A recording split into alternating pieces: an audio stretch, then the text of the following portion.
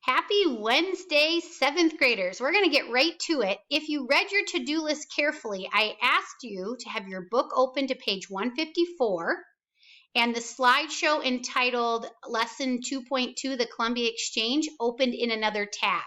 So if you haven't done that yet, hit pause and do that.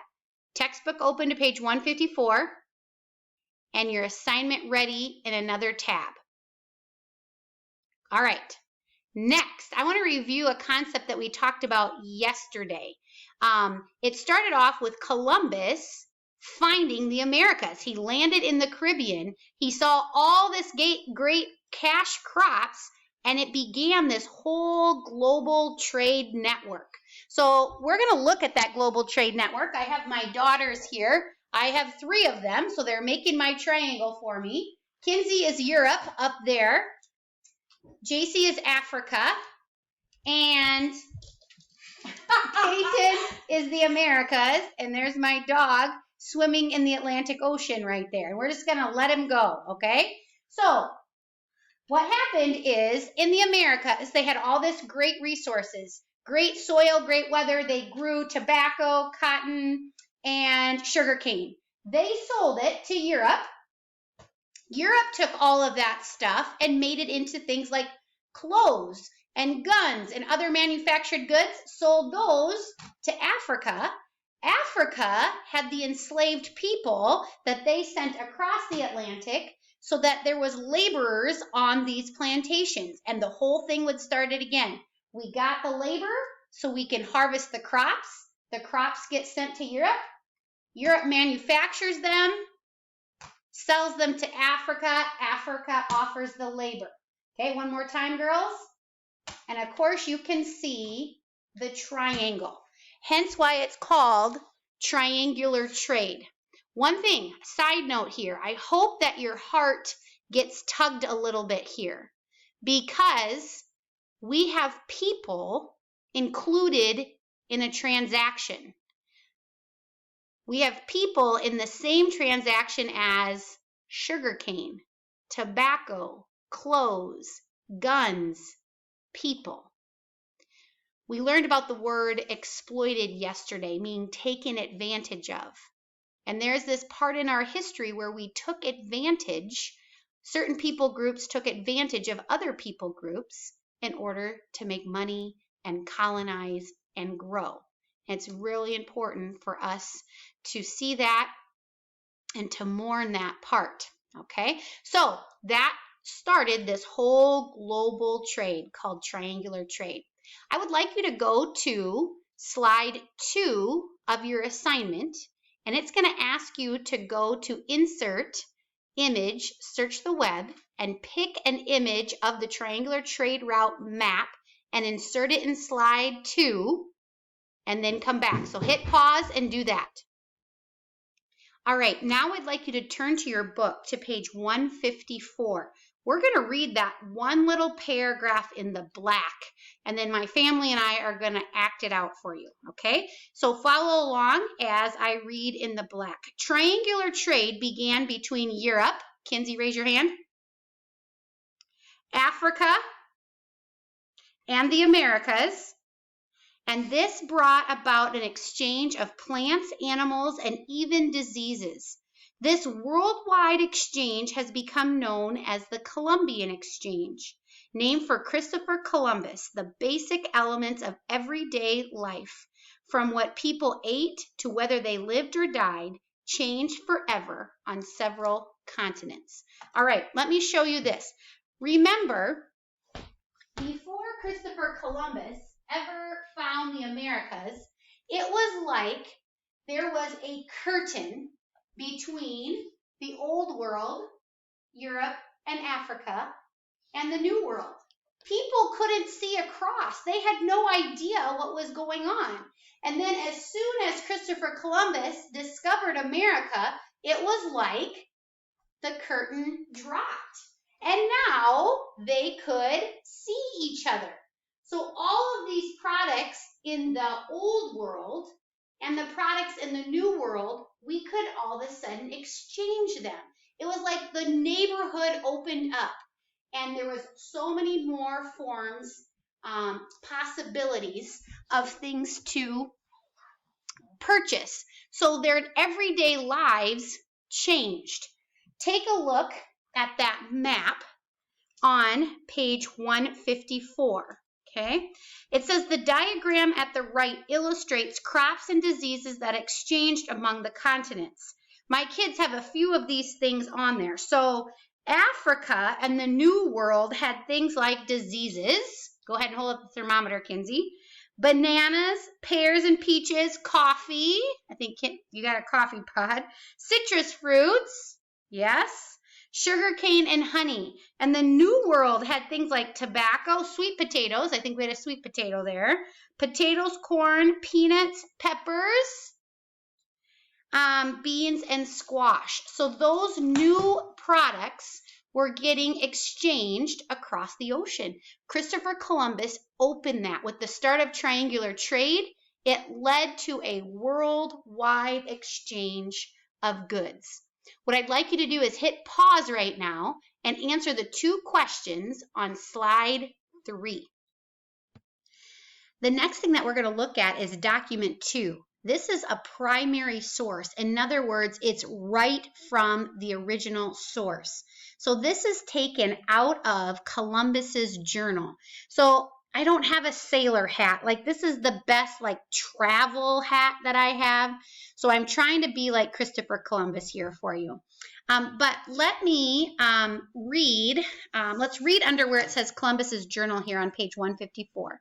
Columbus kept a journal detailing his arrival in the Caribbean in 1492. This excerpt, that's a fancy word for like this piece of his journal, describes the first trades he made with the Native Americans. So pretend I am Christopher Columbus reading you my journal. As day breaks, multitudes, or lots of them, of men come to the shore. They're loaded with cotton, parrots, javelins, and other things. They exchange for whatever we chose to give them. I was very attentive to them and tried to learn if they had any gold. They readily traded for any article we saw fit to give them, such as broken platters and fragments of glass. All right, so that's a piece of his journal. Now, the question that you're going to answer on the next slide says, why do you think he said, I was very attentive to them and strove to learn if they had any gold? What do you think his main goal was? Did he really want to get to know them and learn from them? Or what did he really want from the natives that he met? So go ahead and hit pause and go to the next slide and answer those questions, that question about that document. All right, we are going to read the 3rd document together. The 3rd document is an historian's viewpoint. So again, this is a primary source. It is written from an historian's viewpoint of this all. And I'm supposed to look like a smart historian. So I got my suit coat on and some glasses on. Alfred Crosby, follow along with me on page 155. Alfred Crosby is the historian who invented the phrase, the Columbian Exchange.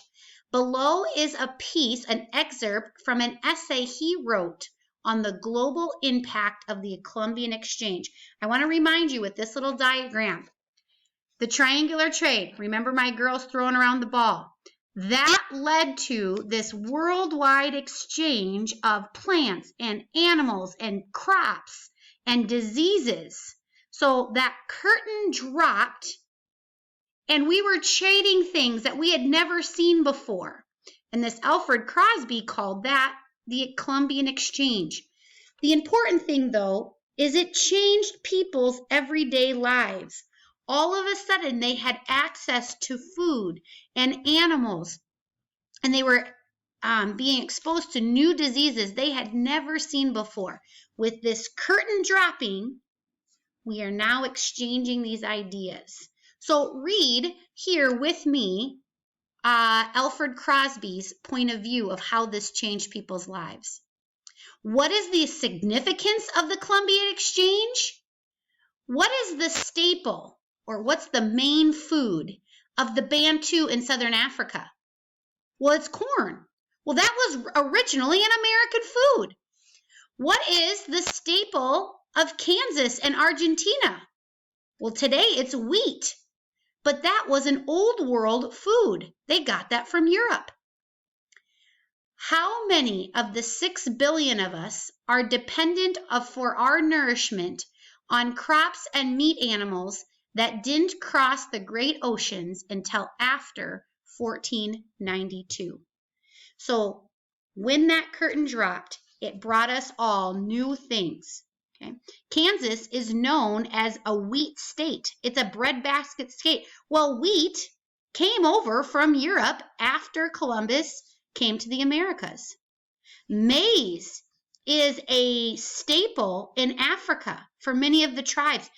That didn't come over until after Columbus came to America and that curtain was dropped. So, what point is he making about the foods that we have today? What did the Columbian Exchange do for us? Go ahead and answer that question on the last slide and come back. All right, make sure that you changed your font color. You hit spell check. It looks great. You did your best, and you can go ahead and submit that assignment. It is done. For the last 10-ish minutes, I would like you to again take some time to study for your map quiz. I'm building that in your time, so make sure you use that wisely. Remember, you can find all of the materials to study on your Monday's post.